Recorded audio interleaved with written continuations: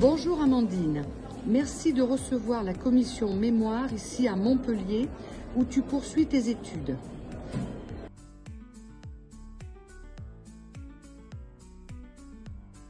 Alors j'ai commencé mon parcours au sein du KSLJ quand j'avais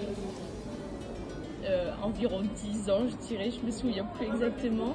J'ai commencé en moins de 10 avec Baba sur les terrains du hand au Palais des Sports. Et ensuite j'ai grimpé au niveau des équipes jusqu'à arriver en N1.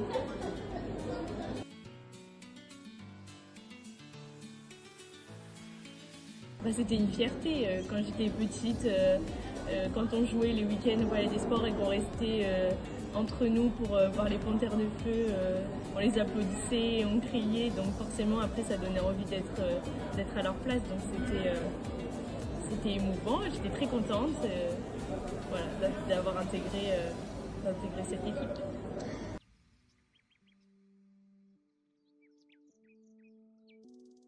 Au début, c'était quand même compliqué vu que c'était en division 2, donc je passais de la N3 à division 2 comme ça. Donc ça a été un peu compliqué, mais avec les conseils des filles, les encouragements des supporters, les conseils de Nico, j'ai pu arriver à avoir que certaines combinaisons, mais après, quand je rentrais sur le terrain, je savais exactement ce qu'il fallait que je fasse, quand le faire. Donc au moins, ça m'a permis d'être plus à l'aise en division 2.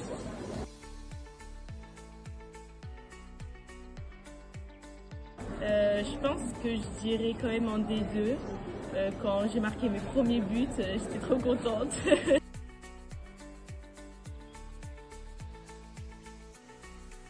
D'abord à mes copines, vous me manquez. Je vous suis à travers Sarah qui m'envoie les résultats tous les week-ends. J'essaye de venir vous voir quand je peux. En tout cas, je vous souhaite que le meilleur et continuez à gagner tous les matchs comme vous le faites. C'est très gentil. Pour les supporters, les encouragements, les bénévoles aussi, et les ultras. Les encouragements tous les week-ends me manquent, mais je vous suis toujours sur les réseaux sociaux et je suis à fond derrière vous et continuez à encourager les Panthères de Feu comme vous le faites si bien.